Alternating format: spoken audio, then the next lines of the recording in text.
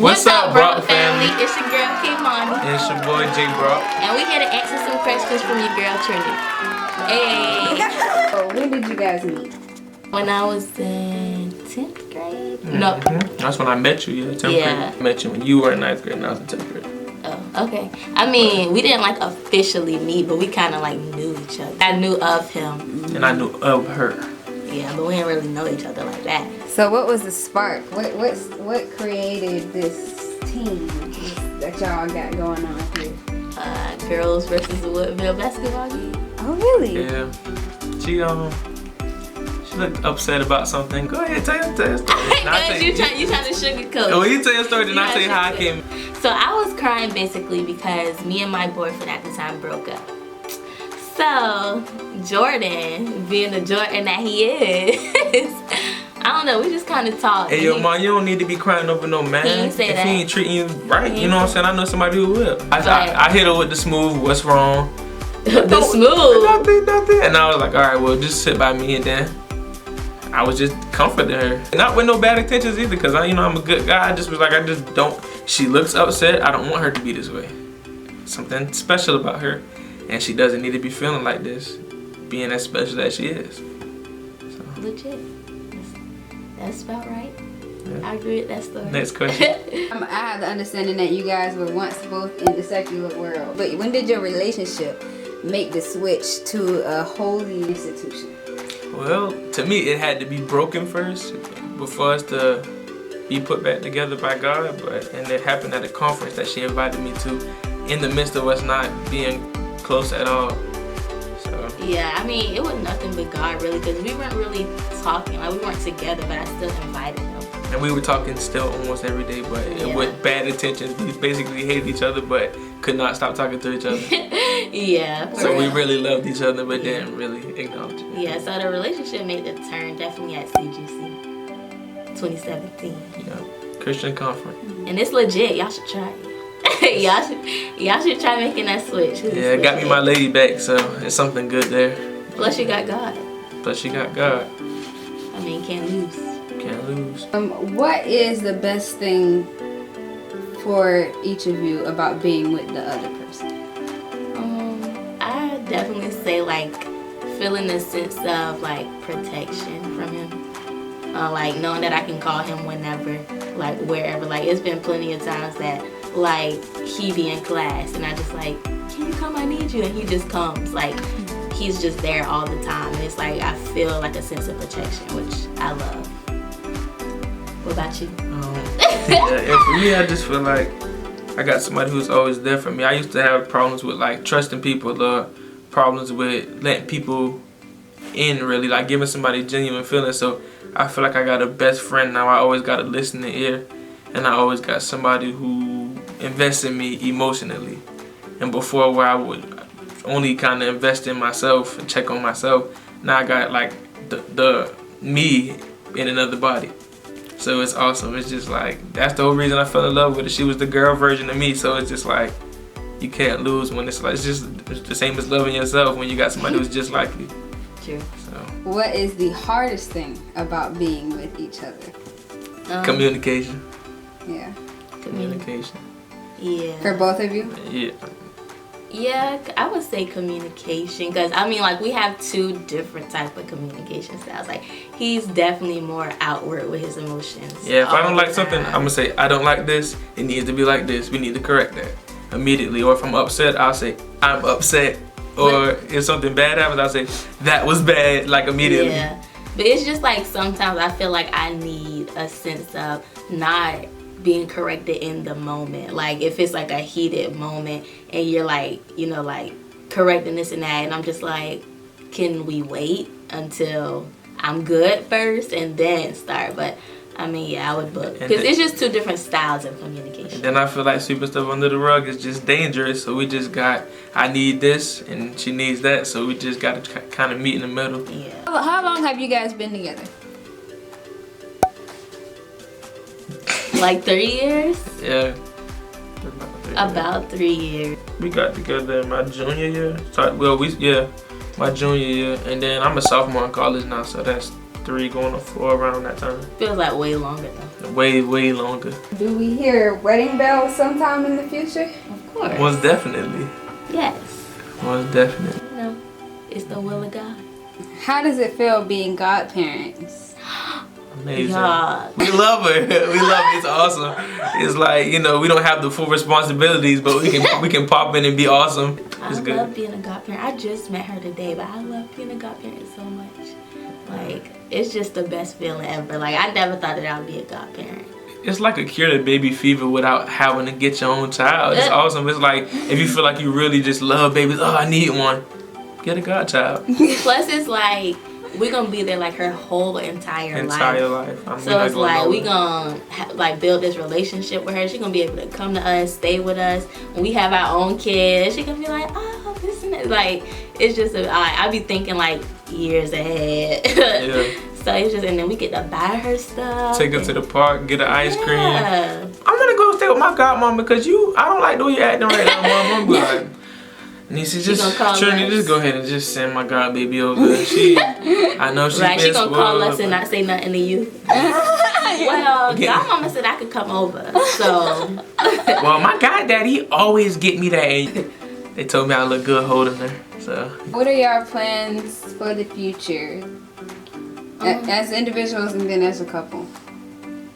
As an individual, most definitely like just stepping into like what God wants me to do, like more evangelism stuff. I mean, I already know like He's called me to reach nations, so most definitely starting where I need to start and doing what I need to do just to reach where He wants me to go. And as a couple, ministering together and, you know, getting married, of course, having kids, you know, the whole 9 yards, and just being wealthy and prosperous and just loving each other. Okay, I like that.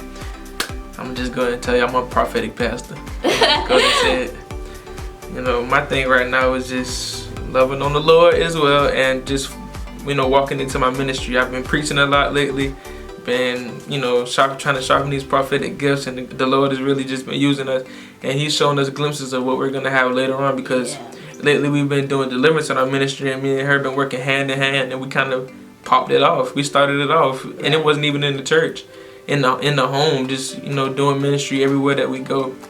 So, you know, I just want to get money, support my family, and be a kingdom man. Most definitely being pure vessels for God. Pure vessels for God.